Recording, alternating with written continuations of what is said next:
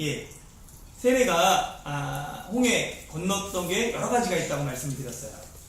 그래서 보면 나암셋이 있고, 그 다음에 뭐 아마 요 근처에 비돔이 있고, 요 근처가 이 고센 지방이라고 그러거든요. 그래서 블레셋 길로 가서 넘어가서 이렇게 여기 가데스 바네아 있는데 갔다라는 그 뭐 주장도 있고, 이렇게 수르광야길 왕해대로 따라서 갔다는 주장도 있고, 아니다, 이렇게 넘어가서 이렇게 밑으로 가서 저쪽 아라비아 반도 쪽에 있는 데로 갔다라는 소리 있고, 가장 대표적인 게 지금 보고 있는 요렇게 해서 에담 비로아스, 아마 여기였을 거다. 요렇게 건너서 내려가서 밑으로 시내산으로 갔다라는 그것이 가장 보편적인 그 내용입니다. 그리고 보면 14장 보면 예, 홍해를 건넌 세례를 의미합니다. 여기에서 보면 하나님의 계획이 나와요.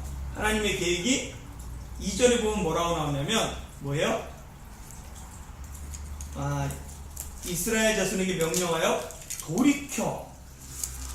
돌이켰다라고 얘기를 합니다. 이게 3장 17절 18절에도 나오는데요. 한번 3장 17절과 18절 한번 읽어보겠습니다. 시작. 바로가 백성을 보낸 후에 블레셋 사람의 땅의 길은 가까울지라도 하나님이 그들을 그 길로 인도하지 아니하셨으니 이는 하나님이 말씀하시기를 이 백성이 전쟁을 하게 되면 마음을 돌이켜 애굽으로 돌아갈까 하셨습니다. 그러므로 하나님이 홍해 광야길로 돌려 백성을 인도하며 이스라엘 자손이 애굽 땅에서 대열을 지어 나올 때에 보면 하나님께서 아직 준비가 되지 않았다. 전쟁을 보면 이 백성이 분명히 두려워할 거다. 그래서 거기서 이렇게 돌이켰다라고 합니다. 그래서 돌이켜서 어디로 갔냐면 바다와 믹돌 사이 비하시롯 앞 바알수 맞은편 바닷가에 장막을 치게 하고 거기서 이제 머무르게 되었습니다. 그런데 반대쪽에서 애굽 바로가 마음을 다시 돌이켜서 애굽 그 군사들이 병거를 갖추고 600병거 600대와 애굽 모든 병거들을 동원해서 나오는 거예요. 그걸 봤던 백성들의 반응이 뭐예요? 10절 한번 보세요. 10절부터 10절 나왔는데 백성들의 반응이 뭐예요? 10절에 보면 뭐라고 하냐면 심히 두려워하여 여호와께 부르짖고, 그러니까 심히 두려워했습니다. 근데 여호와께 부르짖었다 하지만 11절 12절 보면 그들의 했던 건 뭐예요? 모세를 향해서 뭐하고 있습니까? 원망하고 있죠. 애굽에 매장지가 없어서 당신이 우리를 이끌어서 이 광야에서 죽게 되었다. 그냥 우리는 편하게 애굽 사람 섬길 거 아니냐. 차라리 애굽 사람 섬기는 게 광야에서 죽는 것보다 낫다라고 백성들이 반응을 해요. 똑같은 상황 앞에서 모세의 반응이 있습니다. 모세의 반응은 13절 14절 보면 모세가 백성에게 이르되 너희는 두려워하지 말고 가만히 서서 여호와께서 오늘 너희를 위하여 행하시는 구원을 보라라고 이야기를 해요. 그런데 그 15절에 보면 하나님이 뭐라고 하냐면 여호와께서 모세에게 이르시되 너는 어찌하여 내게 부르짖느냐라고 얘기하죠. 그러니까 모세에 뭐 했다는 거예요? 하나님께 기도했어요. 백성들도 똑같이 하나님께 부르짖었는데 결국 뭐를 했냐면 모세를 원망했고, 모세는 하나님께 부르짖으면서 백성들에게 하나님께서 하신다라고 말씀했죠. 이 반응들이 사실은 계속 반복됩니다. 이 출애굽 과정 가운데 계속 이것들이 나타나요. 보세요. 출애굽기 14장 금방 읽었던 10절에서 12절하고 13절에서 16절 이쪽은 원망하는 백성들, 그리고 기도하는 모세. 그 다음에 보면 한번 15장 24절 읽어볼까요? 15장 24절. 백성이 모세에게 원망하여 이르되 우리가 무엇을 마실까 하매 예, 수르광야에서 사흘 때쯤 간 다음에 마라라는 곳에 이르렀는데 물이 써서 못 먹는 거예요. 그랬더니 바로 뭐예요? 백성이 원망합니다. 여기에 대한 모세의 반응 25절 읽어볼까요? 시작. 모세가 여호와께 부르짖었더니 여호와께서 그에게 한 나무를 가리키시니 그가 물에 던지니 물이 달게 되었더라. 거기서 여호와께서 그들을 위하여 법도와 율례를 정하시고 그들을 시험하실세. 예, 바로 보면 모세가 여호와께 부르짖었어요.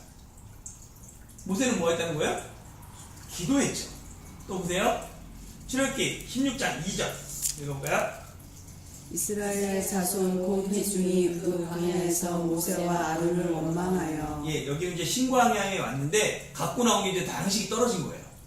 그러니까 바로 이스라엘 자손이 뭐 했습니까? 모세와 아론을 원망했어요.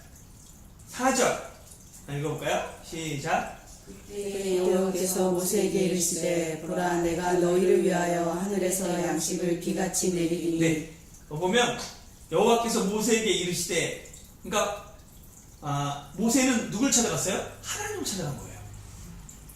예, 하나님 앞에 간 거죠. 그래서 기도하고 하나님 찾아갔어요. 보면 출애굽기 17장 3절 백성들 한번 읽어볼까요? 시작. 거기서 백성이 목이 말라 물을 찾음에 그들이 모세에게 대하여 원망하여 이르되. 예, 보면 여기도 백성들이 뭐 했어요?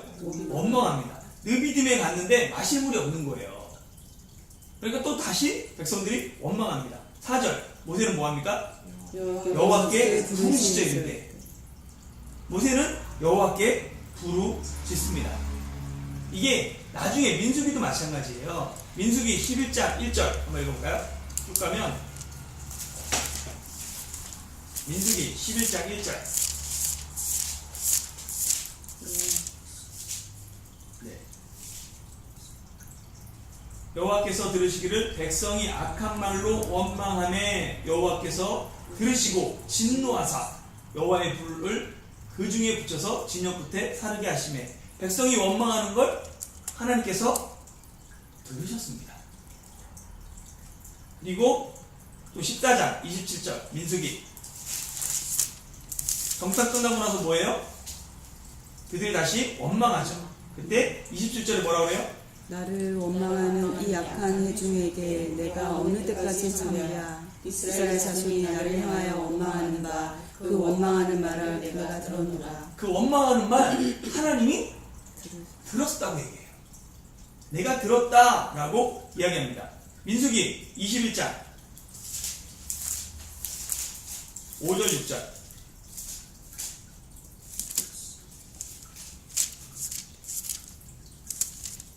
읽어보세요. 백성이 하나님과 모세를 향하여 원망하되 어찌하여 우리를 애굽에서 인도해 내어 이 광야에서 죽게 하는가.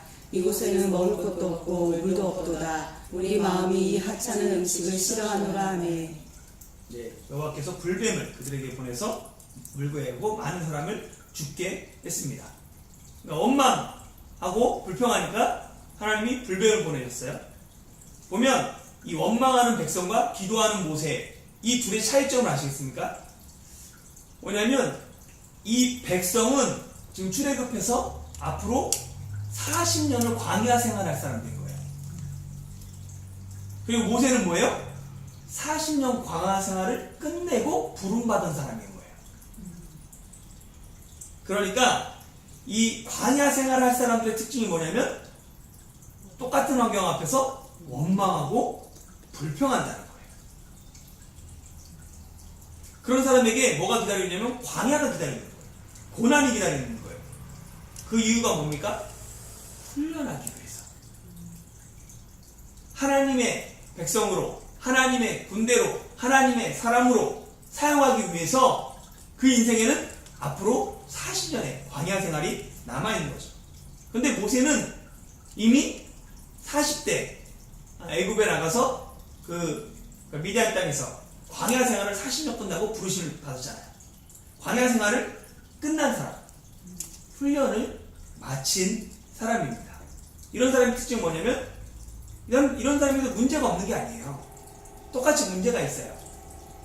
그런데 그 문제 앞에서 하나님을 찾는다는 거예요. 하나님께 나간다는 거죠. 하나님의 사람들은 똑같은 고난과 큰 환경의 어려움과 여러 가지 문제 가운데서 하나님을 찾았던 사람이에요. 그래서 보면 시편 109편 한번 찾아볼까요? 이게 다윗의 시인데요.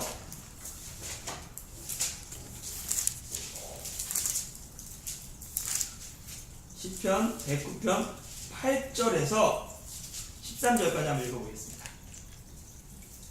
8절부터 13절까지 읽을게요. 시작. 그의 원수를 짧게 하시며 그의 지분을 다히 빼앗게 하시며 그의 자녀는 고아가 되고 그의 아내는 과부가 되며 그의 자녀들은 유리하며 구걸하고 그들의 황폐한 집을 떠나 빌어먹게 하소서. 우리 대금하는 자가 그의 소유를 다 빼앗게 하시며 그가 수고한 것을 낯선 사람이 탈취하게 하시며 그에게 인애를 베풀 자가 없게 하시며 그의 고아에게 은혜를 베풀 자도 없게 하시며 그의 자손이 끊어지게 하시며 군대에 그들의 이름이 지워지게 하소서. 이게 다윗이 하나님께 노래했던 뭐 저주시라고도 그러는데 탄원식이라고도 그럴 수 있고, 근데 보면 뭐예요? 원수에 대해서 망하라는 거예요. 철저하게 망해야 된다라고 얘기하는 거예요. 그의 자녀가 고아가 되게 하고 그 생명 뺏어가고 그의 아내 과부가 되게 하고 그 자녀들은 유리하며 구걸하며 거지가 되고 빌어먹게 하고 자기가 수고한 것 낯선 사람이 다 갖게 하고 아무도 그에게 인자를 베푸는 사람이 없게 하고, 그래서 아예 후손이 자손이 끊기고 그 이름이 지워지게 해달라고. 이게 토설기도라고 얘기를 하죠. 그러니까 그 문제 앞에 너무 화나는 일들이 있어요. 그때 다윗은 어디로 나갔다는 거예요? 그거를 하나님께 가지고 나갔다는 거예요. 하나님 앞에 나가서 다 쏟아붓는 거예요. 다 쏟아붓고 다 저주하고 원망하고, 그리고 그 안에서 해결을 보는 거죠. 그리고 그 사람에 대해서는 뭐예요? 원수를 선으로 갚는 거예요. 왜냐하면 하나님 앞에 그 문제들 다 풀었기 때문에, 모든 것 다 쏟아부었기 때문에. 신앙의 좋은 일이든 나쁜 일이든 신앙은 하나님 앞에 가져가는 거예요. 좋은 일도 하나님 앞에 가져가고 나쁜 일도 하나님 앞에 가져가는 거죠. 그래서 신앙의 사람들은 똑같이 원망할 일이 없는 게 아니에요. 그 원망한 일 앞에서 어떻게 되냐면 하나님 앞으로 나가는 거예요. 하나님 앞에서 부르짖고 하나님께 기도하며 하나님께 맡겼습니다. 그게 신앙이 있고 신앙이 없는 사람, 특별히 이 광야 훈련을 받은 사람과 받지 않은 사람의 차이다라고 이야기합니다. 그럼 여러분들은 어떤 사람인 거예요? 교회든 어디든 뭐 싫은 사람도 있고 원망할 일도 있고 많은 일들이 있어요. 그때 과연 나는 어떻게 하냐?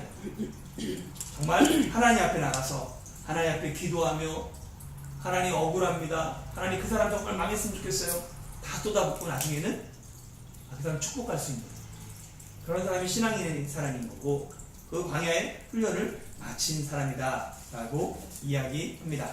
그래서 이 홍해 사건을 신약에서 해석하는 몇 가지 일들이 있어요. 그래서 어떻게 해석하냐면, 보면 구약에 나타난 세례의 상징에서 세례로 해석을 합니다. 고린도전서 10장 1절에서 2절 한번 읽어볼까요? 고린도전서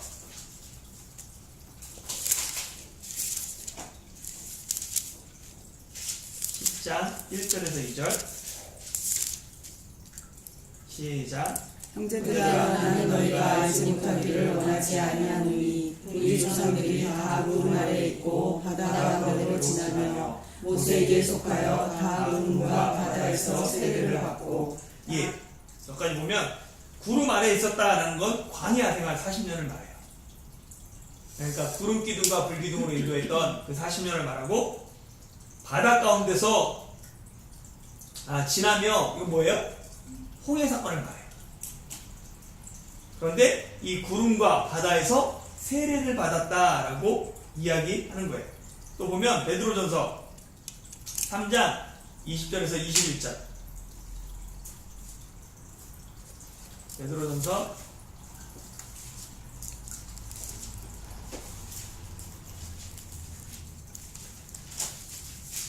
3장 20절 21절 같이 한번 읽어볼까요?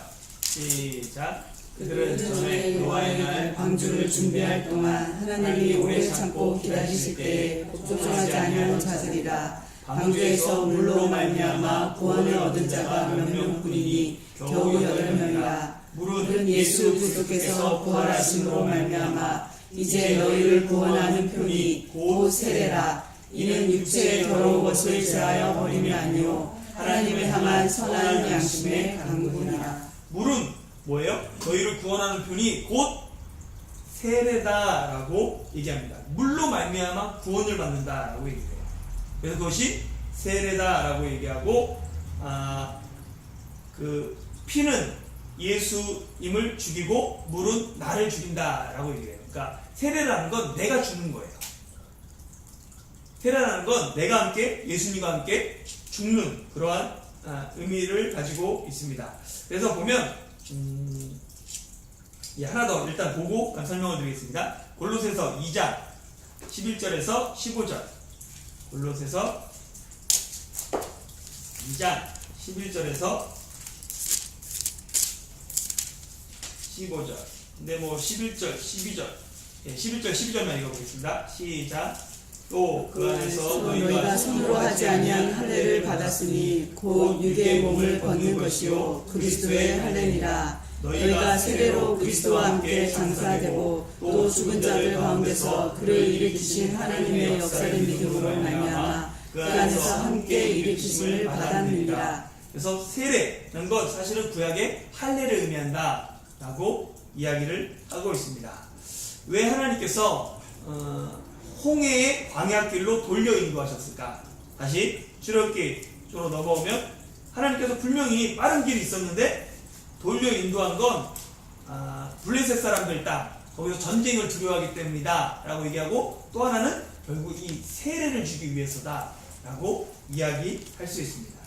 사도신경에 보면 사도신경이 주로 예수 그리스도에 대한 이야기가 있잖아요. 삼위일체 하나님에 대한 고백이어야 되는데, 왜냐하면 당시가 예수님이 누구신가가 가장 중요했기 때문에, 뿐만 아니라 우리가 실제로 신앙의 표본으로 삼아야 될 분이 예수님이기 때문에 예수님에 대한 이야기가 많은데, 동정녀 마리아에게서 탄생, 그리고 십자가의 고난 다음에 뭐를 해요? 장사한 지 사흘 만에 죽은 자 가운데서 부활을 얘기하죠. 이 십자가, 죽음, 고난, 이게 뭐냐면 바로 유월절 같죠. 어린 양, 십자가, 구원을 의미합니다. 그리고 그 다음에 부활, 이건 거듭남을 의미하잖아요. 그러면 그 사이에 세례가 있어야 된다는 거예요. 그러니까 우리가 구원받았어요. 우리가 유월절 어린 양의 피로 12장에 구원받았어요. 그리고 이제 성화의 삶, 거듭난 삶을 살아야 돼요. 그럼 그 사이에, 그 중간 사이에 뭐가 있어야 된다고요? 세례가 있어야 되는 거예요. 세례가 뭐예요? 자기 부인. 어떻게 거듭난 삶을 살 수 있어요? 세례를 통해서, 나를 부인함을 통해서. 베드로 전서 1장 3절 한번 찾아보겠습니다. 베드로 전서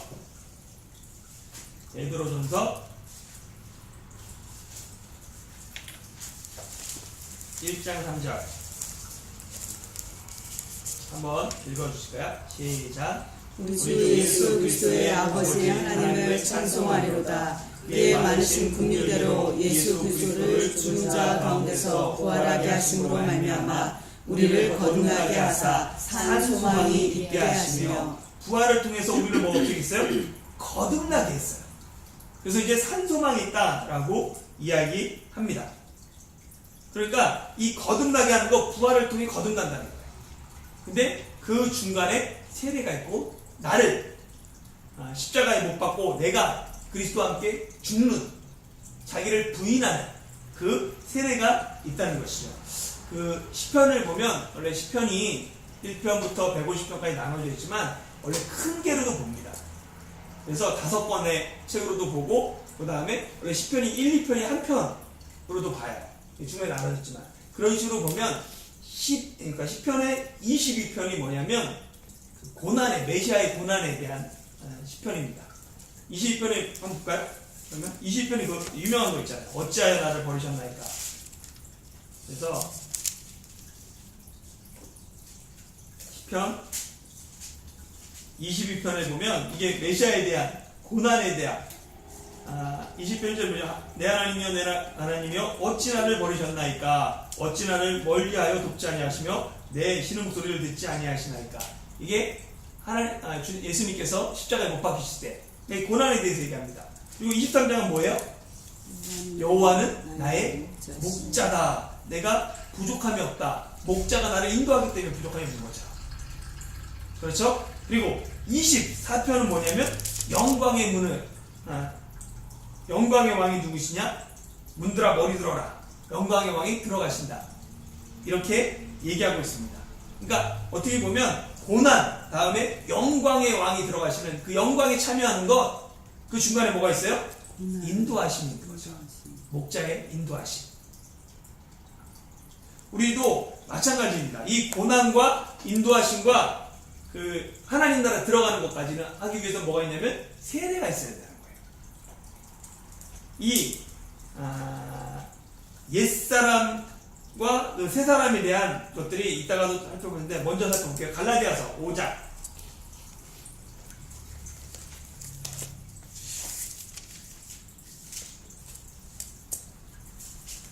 갈라디아서 5장 19절에서 21절은 옛사람에 대한 특징들을 나타납니다. 왜요?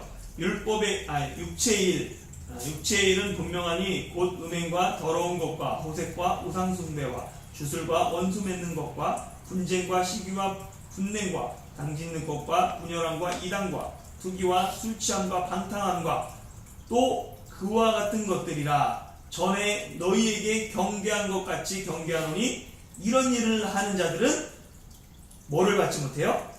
하나님의 나라를 유업으로 받지 못해요. 육체의 일을 추구하는 사람들, 옛생활 가운데 젖어있는 사람들, 그 사람들은 하나님 나라를 받지 못합니다. 그리고 21절부터 보면 오직 성령의 열매는 사랑과 실학과 화평과 오래 참음과 자비과 양성과 충성과 온유와 절제니 이 같은 것을 금지할 법이 없느니라. 그러므로 예수의 사람들은 육체와 함께 그 정욕과 탐심을 십자가에 못 박았느니라. 그러니까 옛사람은 하나님 나라를 유업으로 받지 못해요.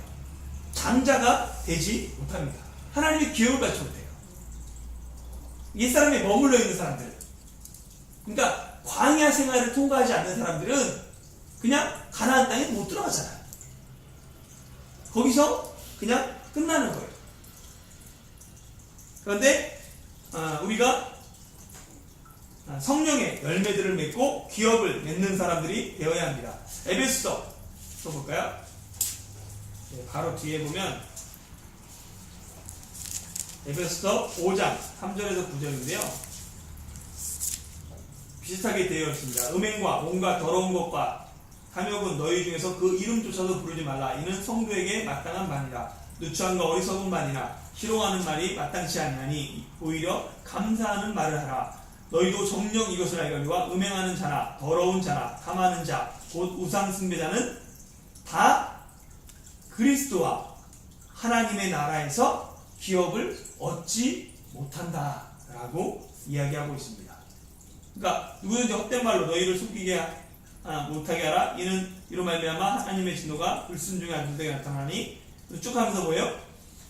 빛의 너희는 이제는 주 안에서 빛이라. 빛의 자녀처럼 행하라. 빛의 열매는 모든 착함과 의로움과 진실함에 있다라고 얘기합니다.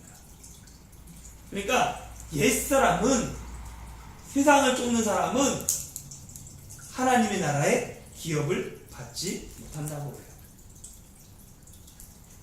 그래서 어떻게 보면 세례는 기업을 받는 거예요.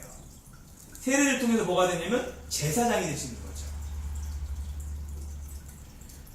세례 이후에 제사장 삶을 살 수 있어요. 보면 성막 나중에 나타나는데, 성막에 보면 맨 처음에 가면 뭐가 있냐면 번제단이 있습니다. 들어가면 번제단은 뭐 하는 거예요? 죄의 문제를 해결하는 거예요. 그러니까 어떻게 보면 유월절 같은 거죠. 죄의 문제를 해결해요. 그러면 바로 번제단 있고, 그 다음 옆에 뭐가 있냐면 물두멍이 있습니다. 물두멍은 뭐 하는 거예요? 손 씻는데 이게 바로 세례를 의미해요. 그리고 그 다음부터 들어가면 뭐냐면 제사장만이 들어가는 거예요. 그 전까지는 이스라엘 남자들이 들어올 수 있어요. 그러니까 세례를 통과해야지 제사장이 되는 거예요. 제사장의 일들이 뭐 진설병이 있고 뭐 금양 뭐 이렇게 촛대가 있고 이렇게 나오잖아요. 거기부터 제사장이 들어가는 거예요. 그리고 지성부는 대제사장이 1년에 한 번 들어가는 거죠. 그러니까 제사장이 되기 위해서는 이 세례를 통과해야 되는 거예요. 기업을 만든다는 건 이 세례를 통과한 사람만이 받을 수 있습니다. 그래서 또 보면 베드로전서 3장 20절에서 21절,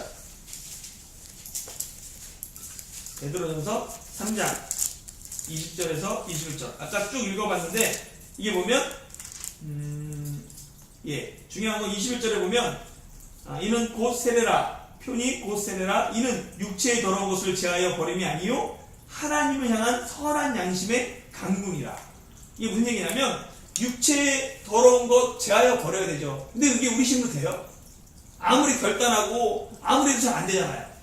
그런데 그거에 대해서 계속 묵상하고 막 좌절하고 그러지 말고 오히려 뭐라는 거예요? 하나님을 향한 선한 양심의 간구하라는 거예요. 그러니까 방향을 전환해서 하나님을 향해 나아가라는 거예요. 옛것 돌아보지 말고 음행과 더러움과 옛생활들 묵상하지 말고 방향을 돌려서 하나님께 나가는 거예요. 그러다 보면 우리가 선함과 진실함, 빛의 자녀로 빛 가운데 나가면서 조금씩 변화되는 거죠. 조금씩 닮아가게 된다는 거예요. 그게 우리가 세례 이후 거룩하게 사는 삶의 비밀입니다. 우리는 이제 결단하고 세례를 받겠으면 그 다음부터 하나님 향해 나가는 거예요. 그렇게 할 때 우리가 변화가 일어나게 됩니다. 그래서 보면 신약에서의 세례의 중요성들이 있습니다. 몇 가지 말씀을 찾아볼 텐데요. 여기 보이시면 이거 보도록 하겠습니다. 마가복음 16장 16절 같이 읽어볼까요? 시작. 믿고 세례를 받는 사람은 구원을 얻을 것이요 믿지 않는 사람은 정죄를 받으리라. 믿고 세례를 받으면 구원을 얻어요. 여기서 보면 구원 얻는 조건이 뭐예요? 믿고 세례를 받아야 돼요. 근데 우리는 지금 뭐라 그래요? 구원 얻는 건 뭐라 그래요? 믿으면 된다라고 얘기하죠. 그래서 또 사도행전 2장 38절 읽어볼까요? 시작. 베드로가 가로되 너희가 회개하여 각각 예수 그리스도의 이름으로 세례를 받고 죄사함을 얻으라. 그리하면 성령을 선물로 받으리니. 죄사함을 어떻게 얻어요? 회개하고 세례를 받고. 우리는 사실은 회개하면 죄사함 얻는다고 그러는데요. 그리고 사도행전 22장 16절 읽어볼까요? 이제는 왜 주저하느냐. 일어나 주의 이름을 불러 세례를 받고 너희 죄를 씻으라 하더라. 이 세례 받는 것과 죄사함을 같은 것으로 말하고 있습니다. 그렇죠. 초대교회 때는 믿음과 세례가 동일했어요. 그런데 지금은 현재는 한 1년 정도 지켜보잖아요. 이 사람이 정말 말하는 게 맞는지. 근데 예전에는 바로 세례를 줬습니다. 예를 들어서 사도행전 8장에 빌립이 에디오파 내시를 만나죠. 얘기하다 보니까 성경에 대한 관심도 있고 풀어서 이게 예수님에 대한 이야기다 풀어줬더니 그 사람이 바로 믿겠다고 하고 그 자리에서 내려서 세례를 줍니다. 믿고 고백하니까 세례를 줬어요. 사도 바울이 빌립보 그 감옥에 갇혔을 때 밤에 지진이 일어나면서 옥문이 열리고 풀이가 풀어졌죠. 간수가 자살하려고 했을 때 우리 여기 다 있다 했을 때 간수가 예수님을 믿고 바로 그 자리에서 그와 온 집이 세례를 받았어요. 초대교회 때는 믿음과 세례가 동일했습니다. 왜냐하면 초대교회는 가짜 믿음이 없었어요. 초대교회 때는 내가 예수님 믿는다는 건 뭐예요? 내 생명을 거는 거예요. 박해 때, 노마 때 10번의 박해가 있었거든요. 노마 제국 때. 기독교가 이제 공식적으로 인정되고 국교가 되기 전에 10번의 박해가 있습니다. 그때 예수님을 주님으로 고백한다는 거 생명을 거는 일이었어요. 사실은 그 엔도 시라크의 침묵이라는 책에 보면 그런 얘기가 있죠. 그래서 예수의 신분과 그래요. 그래서 이제 그 일본으로 들어가는데 일본이 그때 세국 전체가 나서 막 엄청나게 죽입니다. 그래가지고 그 사람들이 이 사람이 예수 믿는지 모르는지 잘 모르잖아요. 그래서 어떻게 하냐면 그 예수님의 그림 성화를 놓고 거기에 침 뱉고 밟고 지나가면 살려줘요. 그리고 그걸 못하면 예수 믿는 사람이니까 다 죽입니다.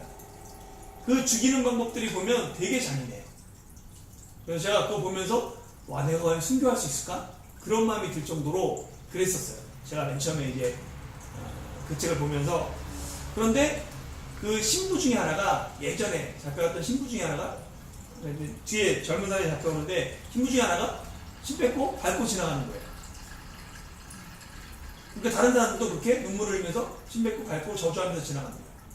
그 신부가 하는 말이 지금 뭐가 중요하냐고. 그 다음에 다른 사람들에 대해서 생명보다 내가 차라리 지옥 가는 게 낫다. 그런 식으로. 근데 아무것도 아니다. 이런 식으로 하게 되는데 보세요. 박해 때 로마 시대도 마찬가지예요. 그리스도인을 색출할 수가 없어요. 누가 그리스도인인지. 그럼 어떻게 하냐면 잡아다가 물어보는 거예요. 로마 황제 가이사를 주라고 고백하라고. 그런데 그리스도인들은 주님은 오직 예수님이다. 가이사를 주로 고백하지 못해요. 그리고 또 하나는 뭐냐면 예수를 저주해보라고. 그래서 고린도전서 12장 3절 보세요. 고린도전서 12장 3절 1, 2, 3 이거 너무 쉬운데요. 보세요. 이 성령이 하는 일인데 읽어볼까요? 시작. 그러므로 내가 너희에게 알리노니 하나님의 영으로 말하는 자는 누구든지 예수를 저주할 자라 하지 아니하고 또 성령으로 아니하고는 누구든지 예수를 주시라 할 수 없느니라. 아멘. 이게 그냥 우리가 그냥 이렇게 이해하잖아요. 근데 그 당시 상황을 놓고 이걸 보면 달라져요. 가이사를 주라고. 아니다. 예수님이 주다. 예수를 저주해라. 여기서 저주 못하겠다. 누가 한다는 거예요? 성령이 한다는 거예요. 왜냐하면 지금 생명을 거는 일이거든요. 그렇기 때문에 당연히 이런 사람에게 그 믿음이 가짜가 아닌 거예요. 그래서 세례를 줬던 것입니다. 믿고 세례를 받는 것은 뭐냐면 자기 생명을 걸고 자기 십자가를 지는 거였어요. 지금하고는 다릅니다. 사실은 이게 자유로운 국가에서는 오히려 한국 같은 경우에는 뭐예요? 그냥 뭐 장사 안 하면 교회 가야 된다. 주변에 큰 교회 있으면 다 그냥 교회 가야 된다. 그런 생각을 갖고 있어요. 오히려 예수님 믿는 게 교회 가는 게 이득이에요. 경제적인 이익을 취해요. 사회적인 안정적인 지위를 찾아요. 그리고 좋은 믿음의 사람들을 울타리를 만들어주고 뭐 친구도 되고 다 될 수 있어요. 근데 초대교회는 그렇지 않았다는 거예요. 그리고 무슬림 세계, 이슬람 세계에서도 마찬가지입니다. 예수님 믿고 세례받는 것 생명을 거는 거예요. 이슬람 국가들은 뭐 말레이시아도 그렇고 많은 국가들이 뭐냐면 맨 처음에 태어나면 그다음에 뭐 나이가 몇 세 이전에 결정을 해요. 그래서 주민등록 그 안에 그 아이디 카드에 종교란이 있습니다. 종교가 써 있어요. 이걸 못 바꿉니다. 거의. 그런데 내가 무슬림이었는데 내가 기독교로 바꾸잖아요. 그러면 직장이고 그 공동체고 생명을 거는 일이에요. 극단적인 데는 뭐예요? 명예살인하잖아요. 가족들이 수치스럽다고 해서. 그러니까 그런 데에서는 예수님 믿는다는 건 믿고 세례 동일시하고 거짓이 아닌 거예요. 그런데 현대사회는 그렇지 않기 때문에 이 사람이 정말로 믿음이 가짜인지 진짜인지 좀 보기 위해서 예전에 이제 배교들이 많이 일어나거든요. 그러니까 믿고 세례를 줬어요. 근데 보니까 나중에 고난이 오니까 예수님 부인하고 오히려 그 사람들이 예수 믿었더니 아무것도 아니더라. 선전에 도구가 되고 그러니까 나중에 교회가 안 되겠다. 그래서 학습 제도를 만들고 세례 제도를 만들었죠. 근데 지금 학습 제도는 없어졌지만 그래서 세례는 바로 온다고. 예수 믿겠습니다. 세례 주세요. 라고 해서 바로 주지 않고 교육을 하고 그것들을 보고 이 사람의 믿음이 어떤가 그것들을 보고 세례를 주는 걸로 바뀐 것입니다. 그래서 세례는 자기 십자가를 지고 결국 자기를 내려놓는 거예요. 그래서 우리가 지난 시간에 배웠죠. 세례받기 위해서, 자기 결단하기 위해서 세 가지 결단이 필요하다고 했어요. 그게 뭐였는지 기억하세요? 첫 번째는 초태생, 첫 것을 드리고, 첫 시간, 첫 생명. 그리고 두 번째는 뭐예요? 누름 없는 무교병. 그러니까 죄 없는 삶을 살고. 그리고 세 번째는 뭐예요? 불기둥과 구름기둥, 성령의 인도하심을 받겠다. 그러니까 성부를 위해서는, 하나님을 위해서는 첫 것을 드리고, 예수 그리스도를 따라서 죄 없는 삶을 살고, 성령의 인도를 받고, 그래서 우리가 성부와 성자와 성령의 이름으로 세례를 주는 거예요. 그 결단이 포함되어 있다는 거죠. 내가 성부와 성자와 성령의 이름으로 세례를 줄 때, 그렇습니다. 내 것이 하나님의 것입니다. 내 삶의 첫 것을 하나님께 구별해 드리겠습니다. 이제는 누룩 없는 삶을 살겠습니다. 이제는 죄 없는 삶, 죄를 떠난 삶, 하나님을 가까이 하는 삶을 살겠습니다. 예수 그리스도를 따르는 삶이 되겠습니다. 그러기 위해서 성령이 구름기둥과 불기둥과 같이 나를 인도해 주십시오. 성령을 따라 살겠습니다. 사망의 음침한 골짜기를 갈지라도. 그런 자에게 뭐를 준다는 거예요? 세례를 준다는 거예요. 그 의미가 여기에 돌아가 있다는 것입니다. 그래서 결국은 우리가 해야 될 게 뭐냐면 말씀으로 돌아가는 거예요. 사도행전 20장 32절에 보면 그 사도 바울이 에베소 장로들을 모아서 자기가 예루살렘에 들어가면 잡힌다고 예언도 듣고 그러니까 자기가 이제 다시 언제 볼지 모르니까 장로들에게 물어서 마지막 뭐라 하냐면 그 은혜의 말씀에 부탁하노니라고 말합니다. 그러니까 우리가 첫 것을 드리고 죄 없는 삶을 살고 성령의 인도 따는 사람 우리 힘으로 안 돼요. 그런데 말씀에 부탁하는 거예요. 그 말씀이 우리를 이끌어가고 말씀이 생각나고 말씀이 그렇게 삶을 살아갈 수 있도록 힘을 주고 그런 것들이 말씀을 따라 사는 삶이 그렇게 살아가는 삶이 되게 됩니다. 그래서 세례에 대해서 살펴보고 있고 홍해 보는데 세례라는 건 내가 죽고 예수님이 사는 것이죠. 그래서 여러 가지 있는데 구원의 단계적 경험, 유월절 구원은 뭐였냐면 죄의 심판, 형벌로부터 자유한 것이라면 이제 홍해의 구원은 죄의 힘, 권세, 바로로부터 자유와 승리를 말합니다.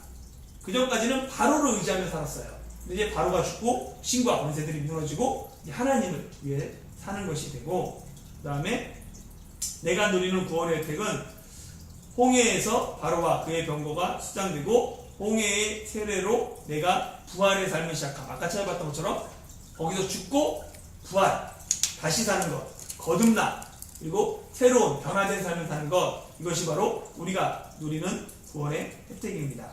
계속해서 홍해는 세례의 의미가 몇 가지 있는데요. 첫 번째는 자기 부인의 삶입니다.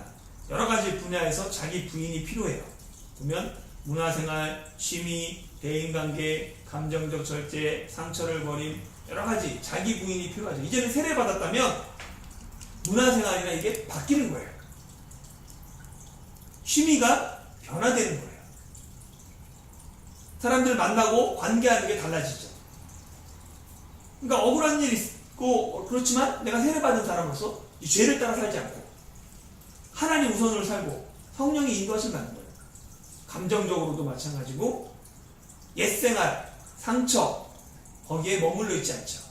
이런 것들이 이 자기 부인의 삶에 포함되어 있고 또 하나의 세례의 의미는 하나님을 향해 나간다는 거예요. 이제부터는 하나님 앞에 머물러서 말씀과 기도와 예배 생활에 집중하는 거죠. 그래서 내가 세례 받았다면 주일 첫 시간 주님 앞에 드리는 거예요.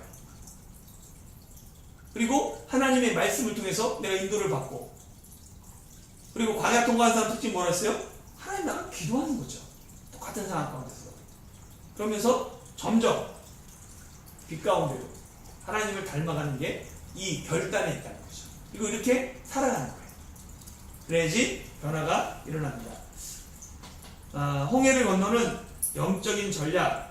첫 번째는 뭐냐면 자기 자리에 서라. 13절에 보면 이렇게 모세가 백성에게 이르되 너희는 두려워하지 말고 가만히 서서 가만히 그 자리에 서는 겁니다.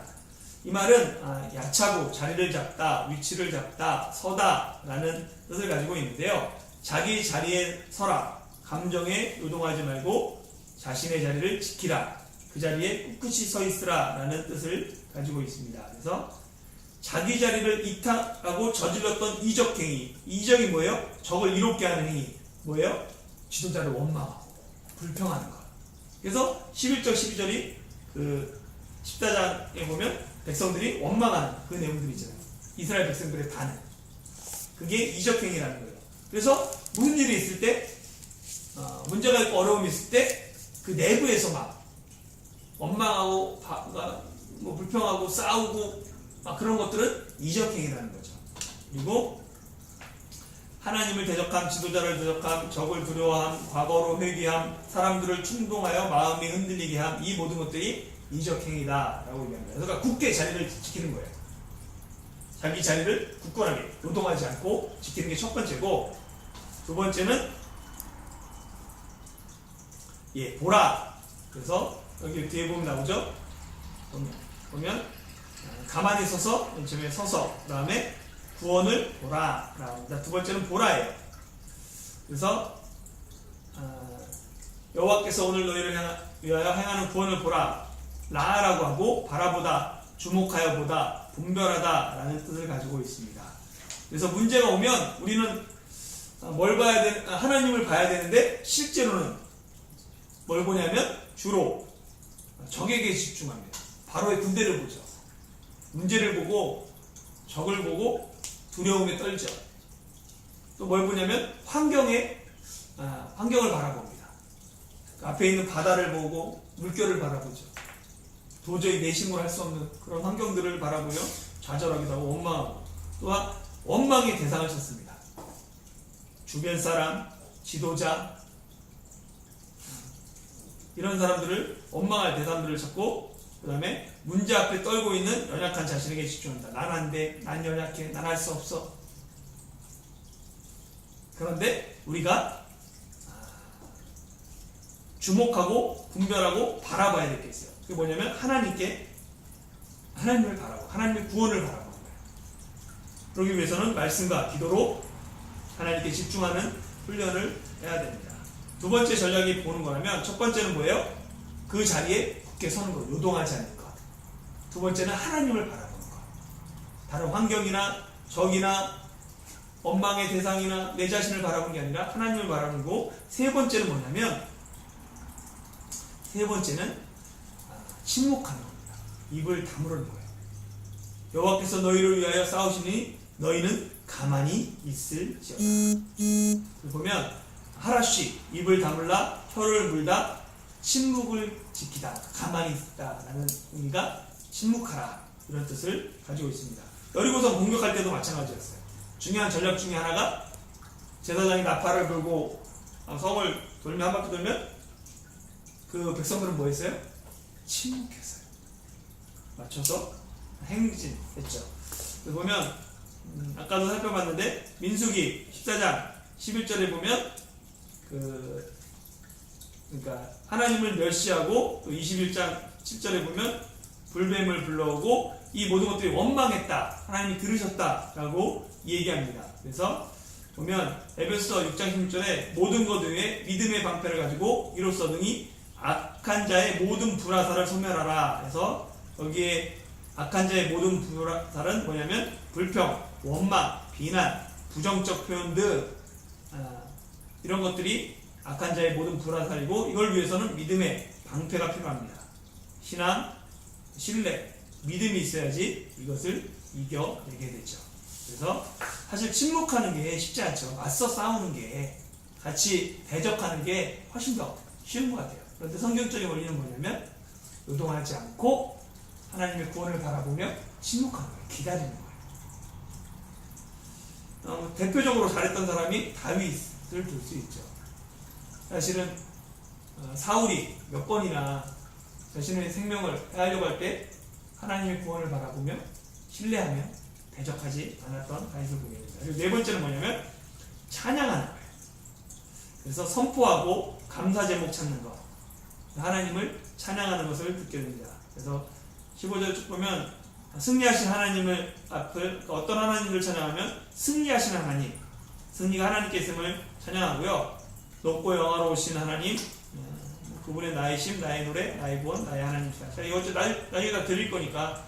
그리고 용사이신 하나님, 그래서 바로의 군대보다 더욱 힘이 있는 용사시다. 여호와가 하나님을 찬양하고, 병거와 그의 군대를 바다에 던지신 하나님, 위대하신 분, 이렇게 찬양합니다.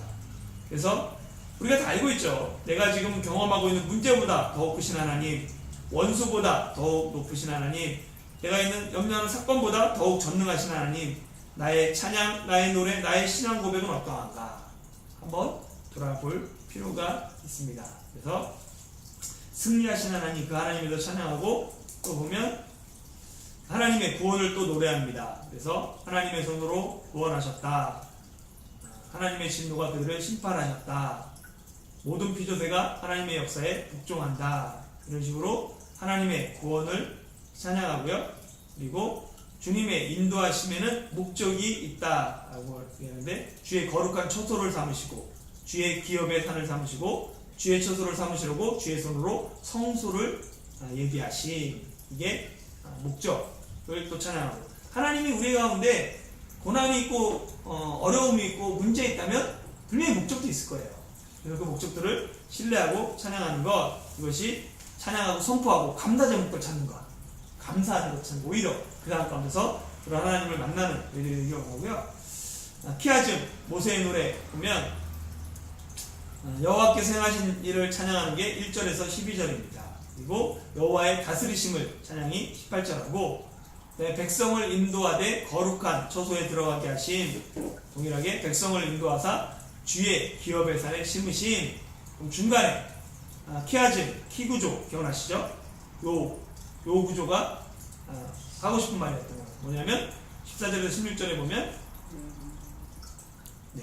여러 나라가 듣고 떨며 놀람과 두려움이 그들에게 임한다. 그래서 이 찬양을 통해서 다른 나라들이 하나님을 알아가는 것, 두려움을 떨고, 정말 그것이 이 찬양의 노래의 목적인 거예요. 왜 이스라엘 백성을 인도해서 거룩한 처소로 삼고 백성을 인도해서 주의 기업의 심을 삼으세요?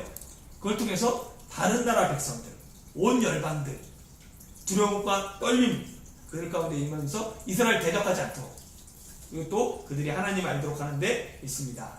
그리고 13장에서 18장은 성화에 대해서 다루고 있어요. 그래서 보면 12장은 신분의 변화라고 얘기하죠. 그래서 죄인이 의인이 됩니다. 그리고 보면 죄의 처리, 심판의 해결, 어린 양이 저주를 받음으로 신분적으로 아들이 되었어요. 이제 종이었죠. 노예였어요. 그런데 뭐가 되냐면 아들이 돼요. 후사가 되죠. 이게 유월절을 통해서 이런 일들이 장자가 되는 거잖아요. 유월절을 통해서 이런 일들이 일어나고요. 두 번째는 애굽을 떠나, 그래서 이제 이건 문화생활의 변화를 의미합니다. 옛생활과 결별하고 죄와의 결별하고 이제 자유와 권리를 누리는 일들이 있어요. 그래서 보면 이 문화생활, 삶이 바뀌어야 돼요. 맨 처음에 이제 구원받고 나면 이제 의인이 됐으면 의인에 합당한 삶을 사는 거죠. 아들이 됐으면 아들에 맞는 삶을 살아야 되는 거예요. 종이 아닌 거예요. 근데 계속 종된 삶을 살면 제대로 된 이게 애굽을 떠나지 못하고 다시 옛생활로 돌아가는 것도 되면 안 되는 거죠. 예를 들어서 그러니까 감옥에 가면 그렇게 사람들이 순수해진다고 그러더라고요. 열심히 막 기도하고 하나님 만나고 성경책도 많이 들어오고, 얼마 전에 모그룹 회장도 감옥에서 나올 때 성경책 하나 들어왔어요.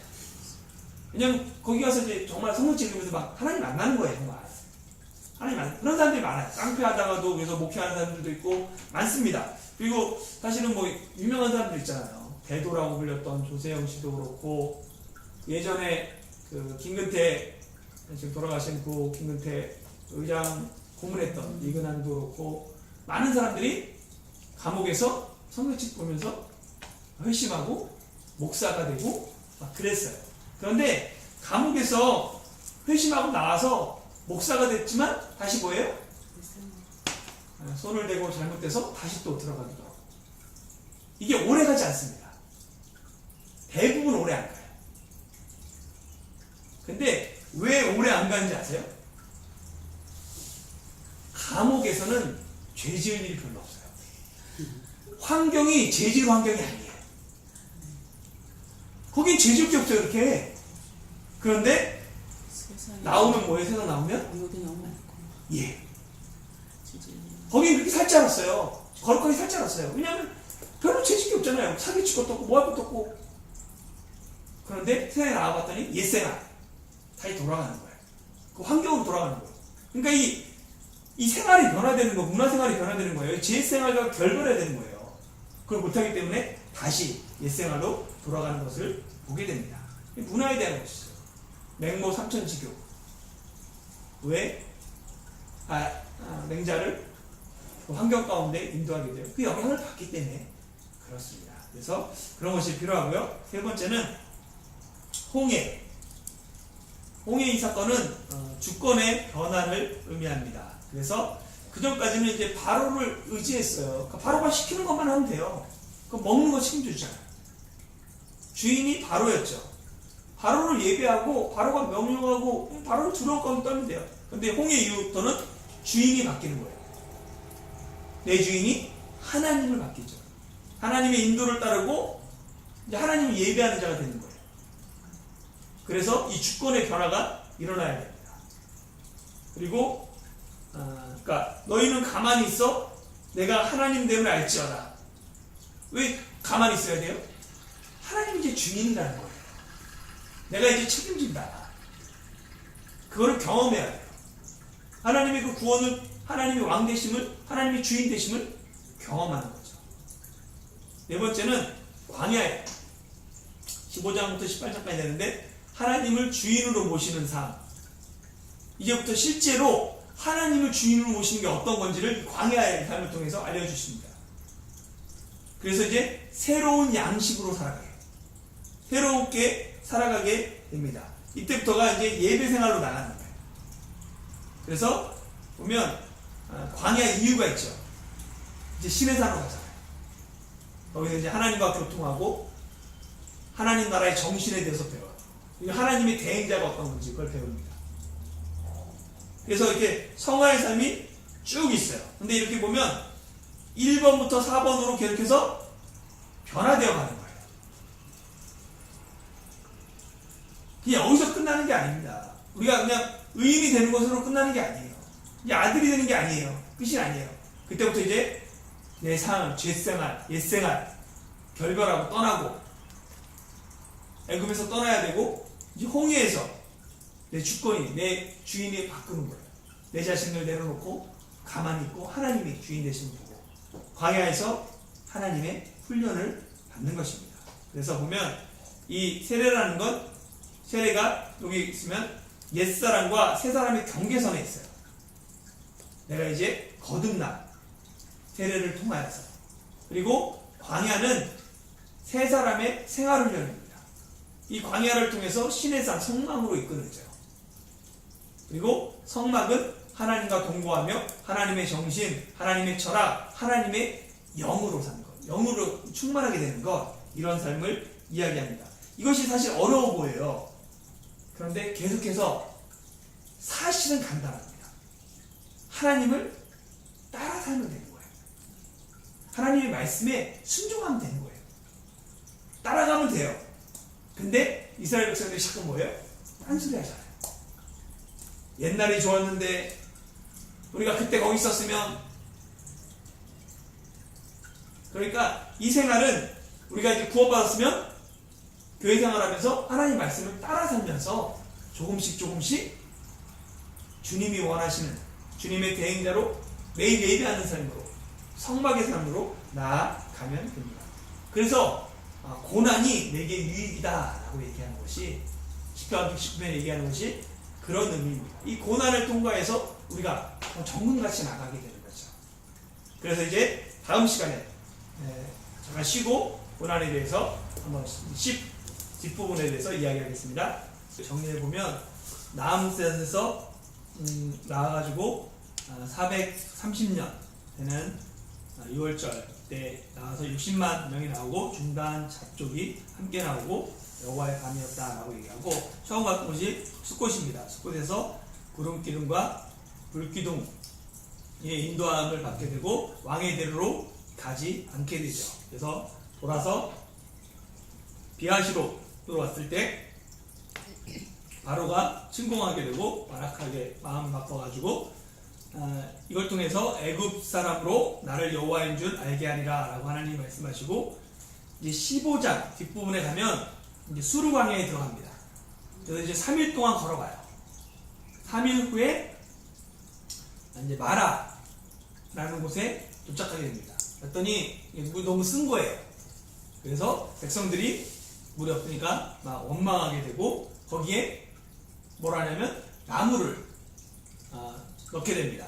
그랬더니 물이 달게 변화되고 거기 이름을 여호와 라파 치유하는 하나님이다 라고 부르게 되었죠. 그리고 15장 27절에 가면 엘림에 도착해서 거기에는 물샘 12과 종려나무 70그루가 있습니다. 여기서 쉼을 누리게 되고 16장에 가면 신광야가 나와요. 여기서 이제 두 달째 15일이 되죠. 이때가 나왔을 때가 뭐예요? 첫 달 14일 6월절이잖아요. 네. 그래서 그러니까 한 달 정도 되니까 갖고 나온 양식이 떨어지니까 원망하게 되고 만나와 메추라기를 주게 되죠. 17장에 가면 느비딤에 도착하는데 이때도 물이 없습니다. 그러다 보니까 백성들이 막 다투고 여호와를 시험하고 그래서 마사 무리바라고 부르고 하나님께서 모세를 통해서 반석에서 물을 내게 하세요. 그래서 이 느비딤에 있을 때 또 어떤 일이 벌어지냐면 아말렉이 쳐들어와요. 그래서 아말렉이 쳐들어오니까 모세는 산으로 올라가고 아론과 훌을 데려가고 여호수아는 나가서 싸우고 손을 들고 기도하며 이기고 팔 앞에 내리면 지고 가니까 아론과 훌이 손을 잡고 이때 여호와 니시 여호와는 나의 깃발이다 라는 이름이 이때 알려지게 됩니다. 18장에 보면 이드로 장인이 방문을 하죠. 왜냐하면 그 사라랑 두 아들을 데려오지 못했어요. 그때 같이 떠났다가 맨 처음에 기억하세요? 4장에 피난편이다 하면서 돌아갔죠. 같이 못 오고 모세랑만 갔었어요. 그래가지고 이드로가 딸과 손자들을 데리고 나와서 보게 됩니다. 그때 보니까 모세가 너무 일이 많은 거예요. 그래가지고 제안을 하죠. 천부장, 109장, 50장, 19장 그래서 행정들을 정비하게 됩니다. 그리고 19장에 시내 광야에 도착하게 돼요. 그래서 이게 3개월 되는데 들어오게 되고 3일 성결케 하고 하나님이 강림하시고 10계명 내용들이 20장으로 이어지게 됩니다. 이 전체 그림이 있고요.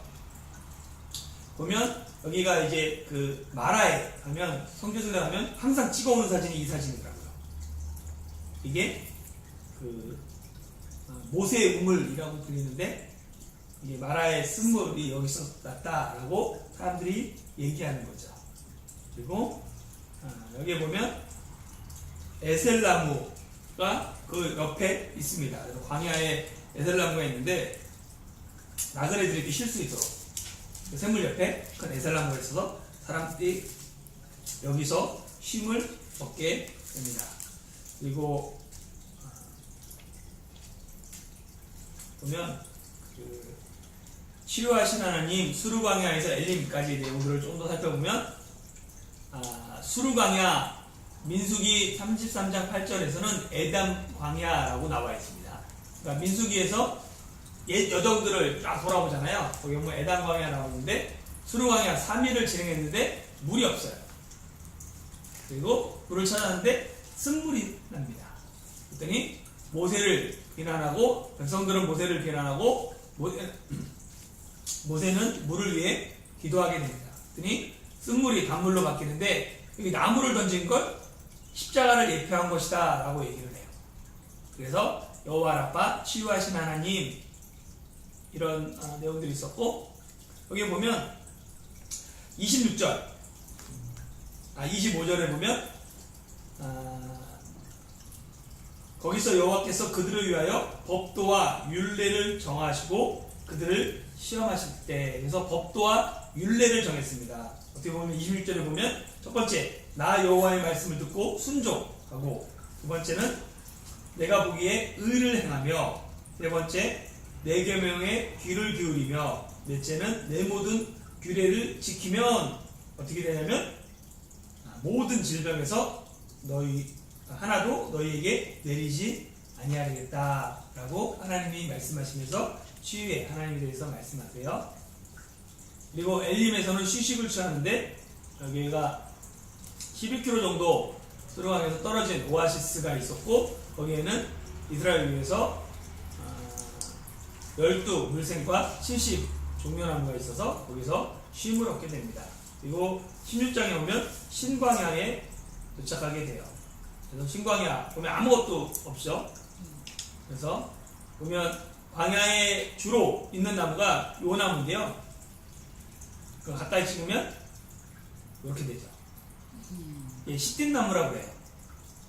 이게 시띠나무가 뭐냐면 주로 광야에서 메마른 데서 물 없는 곳에서 자라는 나무인데 히브리어로 쉬타라고 합니다.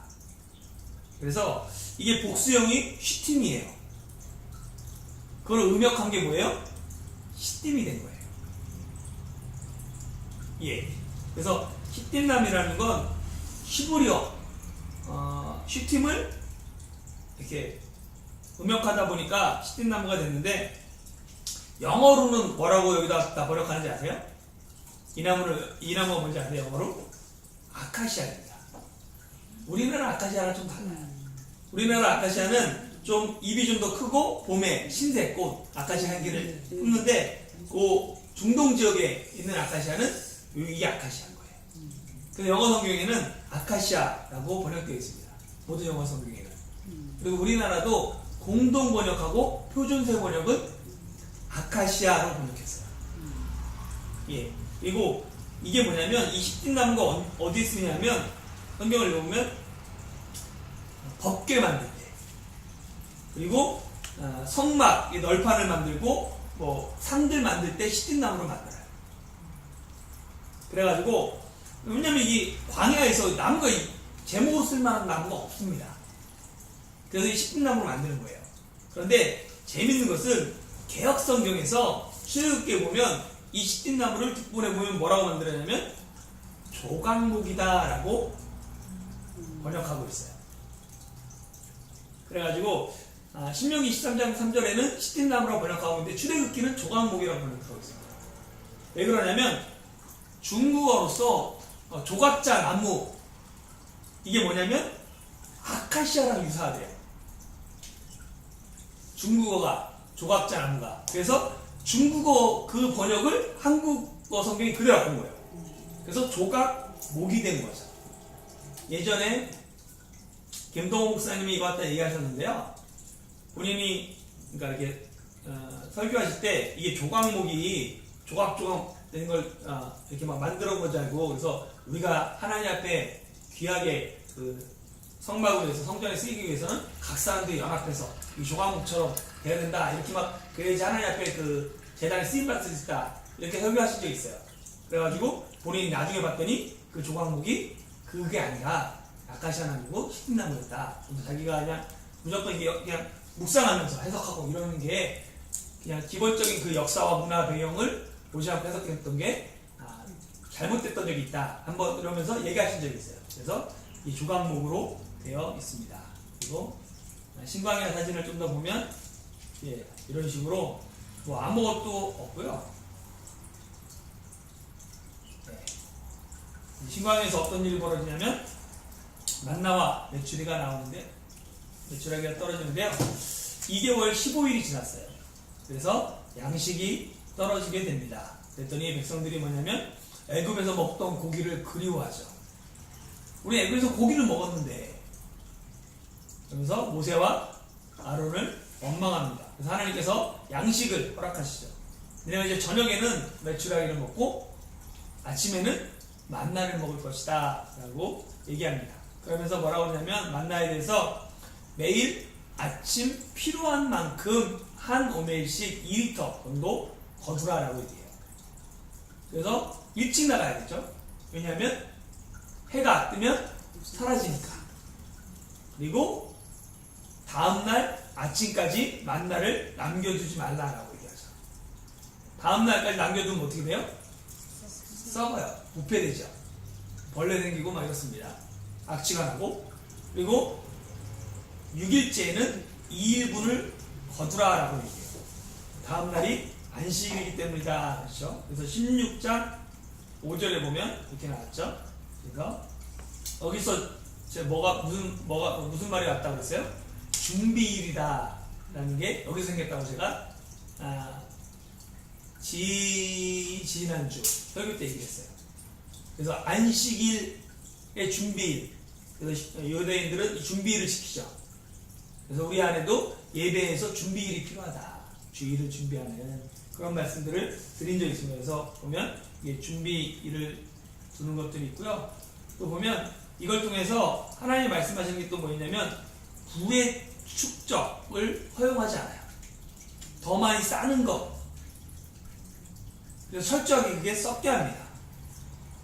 모든 사람이 부족함이 없이 각 사람이 먹을 만큼 거두게 해요.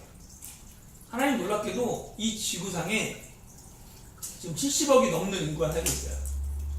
그런데 이 70억이 생각해보세요. 한 사람이 1년에 먹는 양이 얼마나 될까요? 생각보다 많습니다. 엄청 많아요. 한 사람이 하루에 3끼씩 1년이면 거의 1000끼를 먹어요. 그러면 요만큼씩 먹는다고 이게 1000개라고 생각해보세요. 엄청난 양을 먹어요. 근데 이게 70억이 먹어요.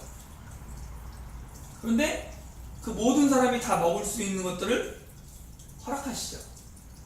그런데 인간의 욕심이, 우리의 이기적인 마음이 비축하고 쌓아두고 말미암아 썩어 버리게 되는 거죠.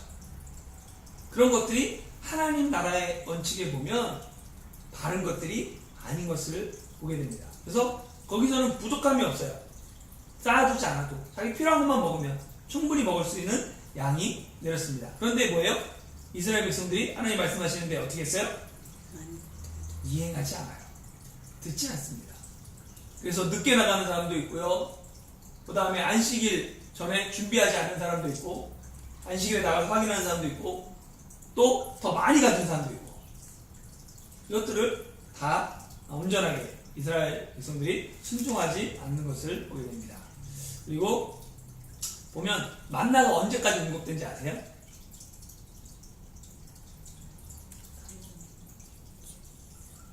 예, 만나가 보면 이스라엘 자손이 광야 40년 동안 만나를 먹어요. 그리고 여호수아가 가나안 땅에 이르러 그 땅의 소산물을 먹은 다음 날에 만나가 끊깁니다.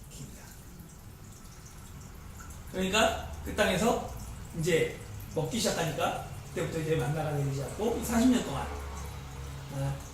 이스라엘 백성들이 만나를 먹게 되죠. 그리고 만나의 의미는 보면 16장 32절에서 34절 한번 읽어볼까요? 사실은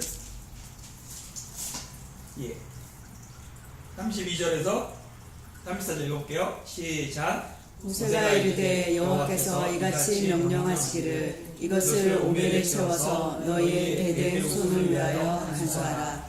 이는 내가 너희를 애굽 땅에서 인도하여 이르되 광야에서 너희에게 먹인 양식을 그들에게 보이기 위함이라 하셨다 하고, 또 모세가 아론에게 이르되 항아리를 가져다가 그 속에 만나 한 오멜을 담아 여호와 앞에 두어 너희 대대로 간수하라.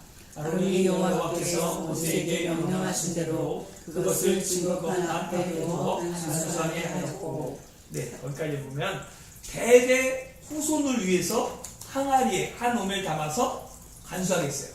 그리고 그게 어디다가 간수하냐면 증거판 앞에. 그 나중에 보면은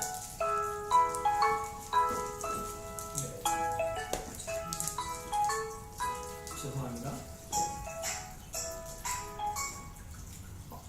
목사님. 네네. 저희 지금 성경 공부 중이에요. 네네. 그리고 아직 제 연락을 못 해봤어. 어제 원래 뭐 이제 연락이 안 오더라고요 아직. 그래서 성격 뭐 끝나면 연락해보라고요. 네네. 네네. 타이베이 가요. 원래 여기 그냥 버스 타고 가려는데 목사님 오실 거예요?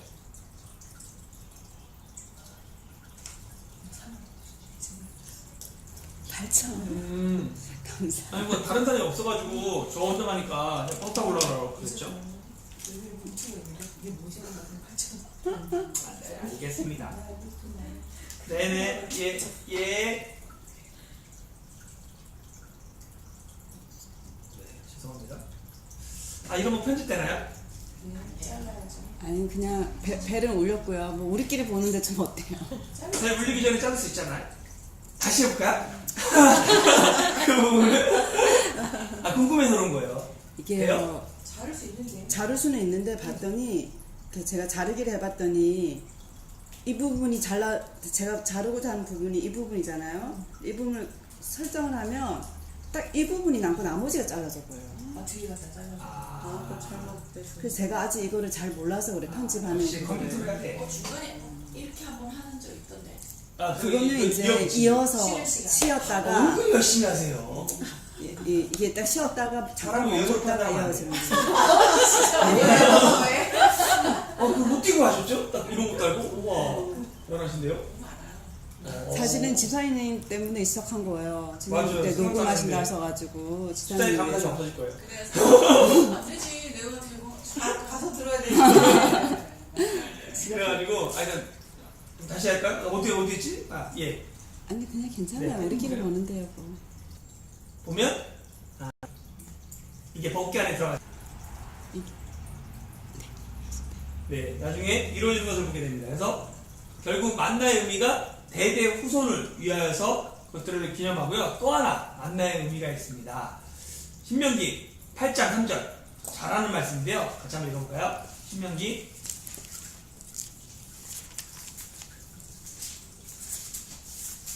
8장 3절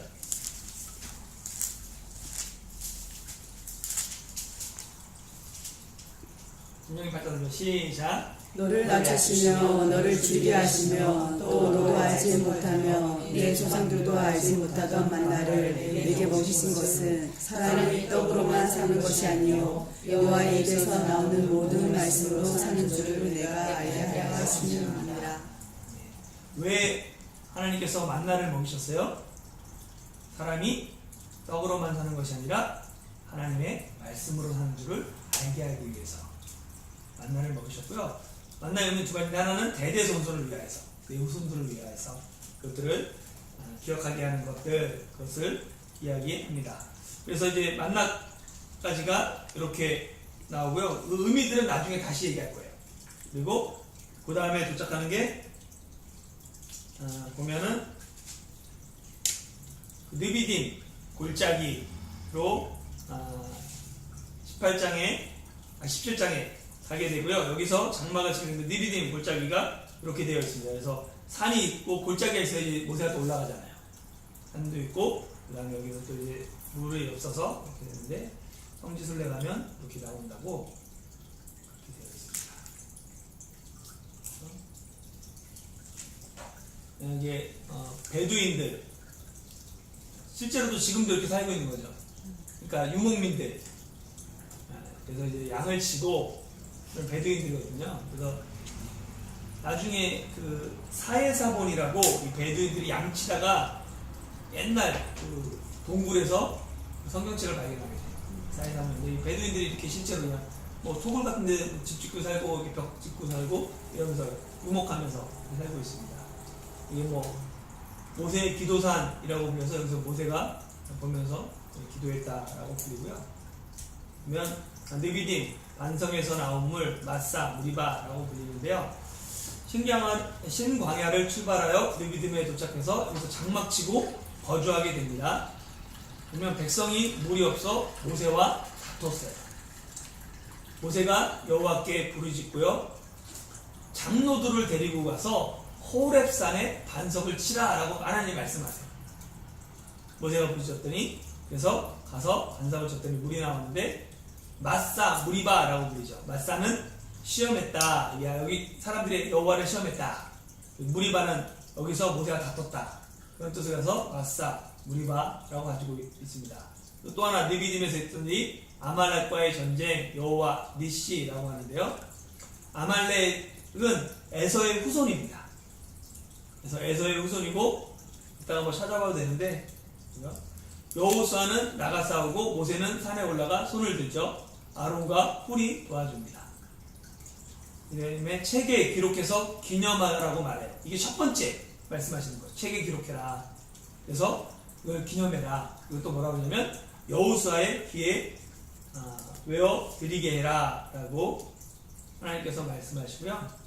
여호와 니시, 여호와는 나의 기. 그래서 깃발 아래 모인 하나님의 소유를 상징하며 여호와의 니시를 말합니다. 그래서 아말렉에 대한 성경의 구절들을 쭉 찾아보면요, 에서의 손자가 아말렉입니다. 그래서 아말렉이라는 이름, 그의 후손들이 아말렉이 되었고요. 그리고 보면 출애굽할 때 대적하죠. 그래서 이게 어떻게 되냐면 나중에 하나님께서 뭐라 하면 영원한 진멸의 대상이 될 것이다 라고 말합니다. 7장 14절에서 16절인데 14절하고 16절 같이 읽어볼까요? 시작. 여호와께서 모세에게 이르시되 이것을 책에 기록하여 기념하게 하고 여호수아의 귀에 외워 들리라. 내가 아말렉을 없이하여 천하에서 기억도 못하게 하리라. 16절이요. 이르되 여호와께서 맹세하시기를 여호와가 아말렉과 더불어 대대로 싸우리라 하셨다 하였더라. 그래서 영원히 진멸해라. 이것을 하나님께서 말씀하십니다. 그래서 나중에 이게 어디 나오냐면 사울아에게 얘기하죠. 예, 기억하세요? 사무엘이 그러잖아요. 아말렉 다 진멸하라고. 그런데 사울이 아말렉을 쳐서 무찌르고 보니까 아각하고 아말렉과 아각하고 좋은 것들 소, 양 좋은 것들은 숨겨놓잖아요. 하나님 죽이지 않고. 그래서 근데 하나님은 뭐 남녀노소 모든 뭐 가축 다 죽이라고 했던 거. 이때 등장하는 게 아말렉인 거예요. 왜 아말렉을 진멸하라고 그래요? 출애굽할 때 하나님이 약속하셨거든요. 영원히 멸할 것이다. 근데 사울이 순종하지 않죠. 이로 말미암아 순종이 징사로 나갔다. 그러면서 사울이 하나님을 버렸으니 하나님도 당신을 버릴 거다 라고 사무엘이 얘기하는 거예요. 그게 아말렉이에요. 그리고 또 보면 다윗도 아말렉을 칩니다. 그래서 다윗이 아말렉에서 얻은 은금을 하나님께 드려요. 그래서 다윗이 많이 쳤던 다른 민족 중에 아말렉이 포함되어 있습니다. 그리고 보면 마지막 시므온 자손이 마지막까지 피신하여 살아남은 아말렉 사람들이 있었어요. 그게 역대상 4장 43절에 시므온 자손이 거기를 치면서 정복하게 됩니다. 그러면서 이제 다음에 아말렉이라는 것이 성경에 나오진 않아요. 그러니까 하나님의 구속사를 방해한 아말렉으로 각인되어 있는 거예요. 딱 아말렉 하면 하나님의 구속사, 하나님의 구원 역사, 그거를 방해했던 민족, 그걸 반드시 멸하라고 하나님께서 약속하신 민족, 이 아말렉이 되는 거죠. 신명기에서도 마찬가지로 아말렉이 네게 행한 일을 기억하라. 너는 천하에서 아말렉에 대한 기억을 지워 버리라 라고 말씀하게 됩니다. 그리고 여호와의 이름들이 좀 나오는데요. 출애굽기 3장 14절에 보면 여호와다, 나는 스스로 있는 자다 라고 말하고, 뭐 여호와에 대한 여호와 이레 준비하신 하나님, 여호와 니시, 여호와 나의 깃발, 여호와 샬롬, 기드온에게 평강의 하나님, 여호와 키두케노, 여호와는 나의 의다, 여호와 츠바요, 만군의 여호와, 여호와 삼마, 여호와가 거기 계시다. 그런 식으로 성경에는 여호와의 이름, 하나님의 이름들이 등장하게 되고요. 그 다음에 홍해에서 느비딤에서 했던 일들이 장인 이드로와의 만남이 일어나게 됩니다. 그래서 이드로가 아내와 두 아들을 데리고 오게 되고, 모세가 애굽에서 행하신 하나님의 일들에 대해서 쫙 이드로에게 얘기해 줍니다. 이드로가 하나님을 찬양하는 내용으로 되어 있죠. 그러면서 그 다음에 이어서 행정조직의 필요성을 얘기해요. 아침부터 저녁까지 모세가 재판하고 있는 거예요. 이렇게 하면 되지 않는다 하면서 이드로가 능력 있는 사람들을 살펴서 백성에 세우라. 천부장, 백부장, 50부장, 10부장이 재판하게 하고 큰 일은 모두 모세에게 가져와 함께 감당할 것을 건의합니다. 이걸 보면 이들의 행정 원리가 있는데요. 몇 가지를 추려보면 권한을 위임하라는 거예요. 권한을 위임하는 게 필요하고 또 뭐가 필요하면 고기 잡는 법을 가르치는 거예요. 율례와 법도를 가르쳐야 됩니다. 그래서 보면 그 17장 20절 보면 그냥 세우는 게 아니라 그들에게 율례와 법도를 가르쳐서 마땅히 갈 길과 할 일을 그들에게 보이고, 그래서 실제로 하나님의 말씀에 근거해서 그것들을 가르치고 행할 수 있고. 18장 20절입니다. 네, 18장 20절이네요. 그리고 또 보면 지도자, 능력 있는 사람을 세우는데요. 능력 있는 사람이 우리가 생각하는 그 능력이 뭐냐 그러면 여기 보면 하나님을 두려워하며 진실하며 불의한 이익을 미워하는 자들을 21절을 이야기하고 있습니다. 그래서 교회에서 사람을 세울 때 그 능력이 뭐 돈이 있거나 세상에서 성공하거나 이런 사람이 아니에요. 가장 중요한 게 뭐예요? 하나님을 두려워해야 돼요. 하나님을 경외해야 하는 사람을 세워야 되는 거예요. 세상으로 아무리 똑똑하고 아무리 잘난 사람도 하나님을 두려워하지 않으면 교회의 지도자가 될 수 없는 거죠. 하나님을 두려워하는 사람의 특징이 뭐예요? 진실이에요. 그래서 거짓하고 진실하지 못하면 교회에서 아무리 사람이 뭐 헌금을 많이 하고 뭐 하더라도 세울 수 없습니다. 또 불이한 이익을 미워하는 자, 뇌물을 받지 않는 자 이렇게 얘기하는데 그런 사람들을 세우게 됩니다. 그리고 네 번째 원리가 있는데 그 네 번째 원리는 뭐냐면 함께하는 겁니다. 그래서 함께하는 것이 필요해요. 이게 물론 개척교회 같은 경우는 목사님들이 혼자 할 수밖에 없죠. 그런데 조금 이제 조직을 갖춰야 되는 거예요. 조직이 되면 뭐에 권한을 위임하고 그것도 훈련하고 가르치고 그런 사람들을 뽑아서 나누면서 함께하는 것이 필요합니다. 우리 교회가 지금 그런 단계 가운데 있는 거예요. 사실. 그래서 아직은 좀 더 위임들이 되고 권한들이 되고 그런 것들이 차츰차츰 돼갈 거를 기대합니다. 그리고 이제 이게 신의 광야의 모습이고요. 오늘은 여기까지 하고 다음 주에 실제로 이제 이 의미들이 어떤 건가 이거는 다음 주에 풀어야 돼요. 이게 기본적인 내용들을 함께 봤던 거예요.